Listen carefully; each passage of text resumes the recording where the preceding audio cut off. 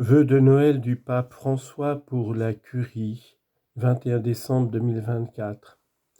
Chers frères et sœurs, je remercie de tout cœur le cardinal Ray pour ses paroles de vœux.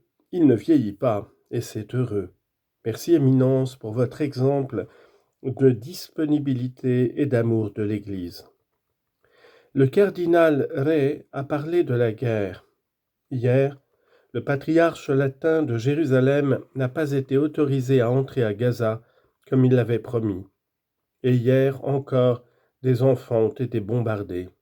C'est de la cruauté, ce n'est pas la guerre. Je tiens à le dire parce que cela touche le cœur. Merci pour cette référence, Éminence, merci. Le titre de ce discours est « Dites du bien et non du mal ». La Curie romaine est composée de plusieurs communautés de travail plus ou moins complexes ou nombreuses. En pensant à une piste de réflexion qui puisse profiter à la vie communautaire dans la Curie et ses diverses articulations, j'ai choisi cette année un aspect qui s'inscrit bien dans le mystère de l'incarnation et vous comprendrez vite pourquoi. J'ai pensé au fait de dire du bien des autres et de ne pas en dire du mal. C'est un sujet qui nous concerne tous, même le pape. Évêques, prêtres, personnes consacrées, laïcs, et sur lequel nous sommes tous égaux. Pourquoi ? Parce qu'il touche à notre humanité. Cette attitude consiste à dire du bien et à ne pas dire du mal. Cette attitude qui consiste à dire du bien et à ne pas dire du mal est l'expression de l'humilité. Et l'humilité est le trait essentiel de l'incarnation, en particulier du mystère de la nativité que nous nous apprêtons à célébrer. Une communauté ecclésiale vit dans une harmonie joyeuse et fraternelle dans la mesure où ses membres marchent sur la voie de l'humilité en renonçant à penser du mal et à dire du mal des autres. Saint Paul, écrivant à la communauté de Rome, dit « Bénissez et ne maudissez pas ».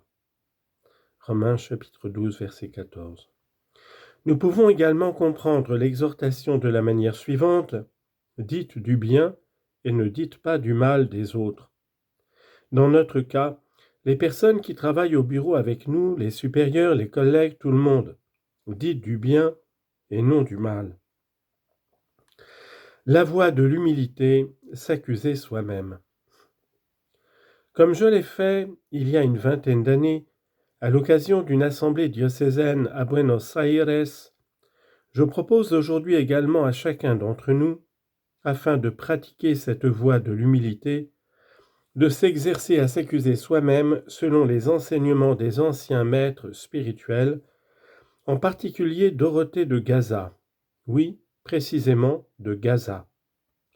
Ce lieu aujourd'hui synonyme de mort et de destruction, mais qui est une ville chrétienne très ancienne, où des monastères et des figures lumineuses de saints et de maîtres ont fleuri dans les premiers siècles du christianisme.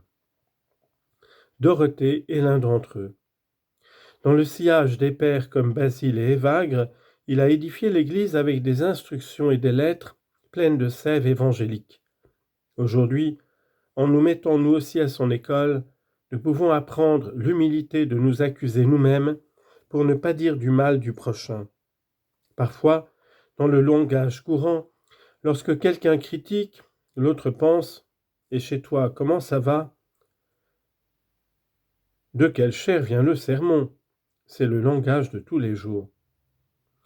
Dans l'une de ses instructions, Dorothée dit, citation, « Si un malheur arrive à une personne humble, elle se reprend aussitôt et juge qu'elle l'a mérité.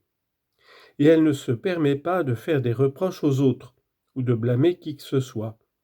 Elle supporte tout simplement, sans trouble, sans angoisse, en toute tranquillité. » L'humilité ne s'irrite ni n'irrite personne. Et encore. Ne cherche pas à connaître le mal de ton prochain et ne nourris pas de soupçons contre lui. Et si notre malice les fait naître, tâche de les transformer en bonnes pensées. S'accuser soi-même est un moyen, mais il est indispensable. C'est l'attitude de base dans laquelle peut s'enraciner le choix de dire non à l'individualisme et oui à l'esprit communautaire et ecclésial. En effet, celui qui pratique la vertu de s'accuser et la pratique avec constance se libère des soupçons et de la méfiance et laisse la place à l'action de Dieu, le seul critère qui crée l'union des cœurs. Ainsi, si chacun progresse sur cette voie, une communauté dans laquelle tous sont gardiens les uns des autres et marchent ensemble dans l'humilité et la charité peut naître et grandir. Quand on voit un défaut chez une personne, on ne peut en parler qu'à 3 personnes, à Dieu, à la personne elle-même, et si on ne peut pas le faire avec elle, à ceux qui, dans la communauté, peuvent prendre soin d'elle. Et personne d'autre. Nous nous demandons alors qu'est-ce qui se trouve à la base de ce style habituel de s'accuser soi-même. À la base se trouve l'abaissement intérieur, déterminé par le mouvement du Verbe de Dieu, la sun katabasis, la condescendance. Le cœur humble s'abaisse comme celui de Jésus que nous contemplons ces jours-ci dans la crèche. Face au drame de l'humanité si souvent opprimée par le mal, que fait Dieu? Se dresse-t-il dans sa justice et fait-il tomber la condamnation d'en haut? C'est ce qu'attendaient en un sens les prophètes jusqu'à Jean-Baptiste.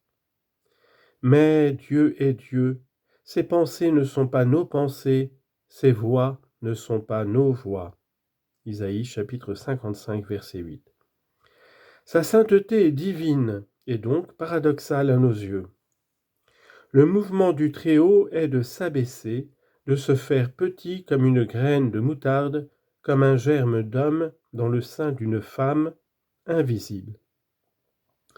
C'est ainsi qu'il commence à prendre sur lui la masse énorme, insupportable du péché du monde. À ce mouvement de Dieu correspond en l'homme l'accusation de soi-même. Ce n'est pas avant tout un fait moral, c'est un fait théologal.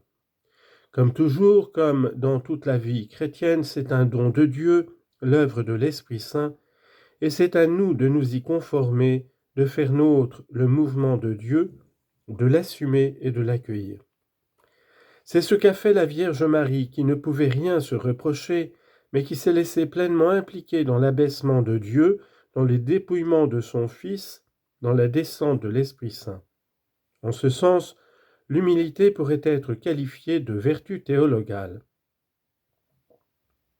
Cela nous aide à nous abaisser, de nous présenter au sacrement de la réconciliation. Cela nous aide. Chacun peut se demander quand est-ce que je me suis confessé pour la dernière fois. En passant, je voudrais mentionner une chose. J'ai parlé plusieurs fois du bavardage. C'est un mal qui détruit la vie sociale, qui rend le cœur malade et ne mène à rien. Les gens le disent très bien, le bavardage n'est rien. Faites attention à cela. Bénis, nous bénissons. Chers frères et sœurs, l'incarnation du Verbe nous montre que Dieu ne nous a pas maudits, mais qu'il nous a bénis. De plus, elle nous révèle qu'en Dieu, il n'y a pas de malédiction, mais seulement et toujours bénédiction. Certaines expressions des lettres de sainte Catherine de Sienne me viennent à l'esprit, comme par exemple celle-ci. Il semble qu'il ne veuille pas se souvenir des offenses que nous lui faisons, et il ne veut pas nous damner éternellement, mais toujours faire miséricorde. Lettre numéro 15. Nous devons parler de la miséricorde. Mais il faut surtout se référer à saint Paul, à l'ouverture vertigineuse de l'hymne de la lettre aux Éphésiens. Béni soit Dieu le Père de notre Seigneur Jésus-Christ. Il nous a bénis et comblés des bénédictions de l'Esprit au ciel dans le Christ. Chapitre 1, verset 3. Tel est le fondement de notre dire du bien. Nous sommes bénis, et en tant que tels nous pouvons bénir. Nous sommes bénis et pour cela nous pouvons bénir. Nous avons tous besoin de nous immerger dans ce mystère. Autrement, nous risquons de nous dessécher et de devenir ces canaux secs qui ne transportent même plus une seule goutte d'eau. Et le travail de bureau ici dans la curie est souvent aride et dessèche à la longue, si l'on ne se recharge pas avec des expériences pastorales, avec des moments de rencontre, de relations amicales, dans la gratuité. Concernant les expériences pastorales, je demande particulièrement aux jeunes s'ils ont une expérience pastorale, et c'est très important. C'est surtout pour cela que nous avons besoin de faire les exercices spirituels chaque année, pour nous immerger dans la grâce de Dieu, pour nous immerger totalement. Nous laisser imprégner par l'Esprit Saint, par l'eau vivifiante dans laquelle chacun de nous est voulu et aimé dès le commencement. Alors oui, si notre cœur est immergé dans cette bénédiction originelle, alors nous sommes capables de bénir tout le monde, même ceux qui nous sont antipathiques.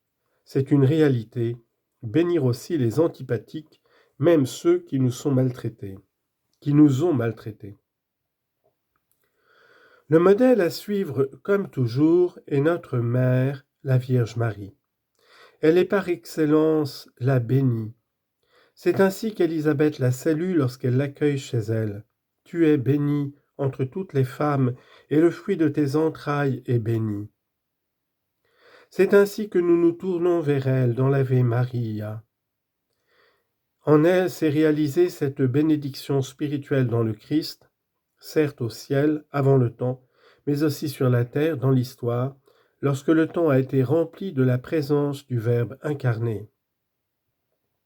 Galates chapitre 4, verset 4. C'est lui la bénédiction. Il est le fruit qui bénit le sein, le Fils qui bénit la mère, fille de ton Fils, écrit Dante, humble et plus grand qu'une créature.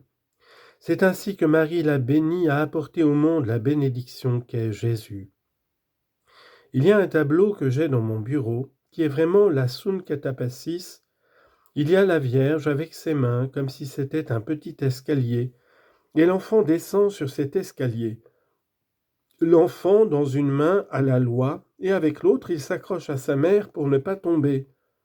Telle est la fonction de la Vierge, porter son Fils, et c'est ce qu'elle fait dans nos cœurs.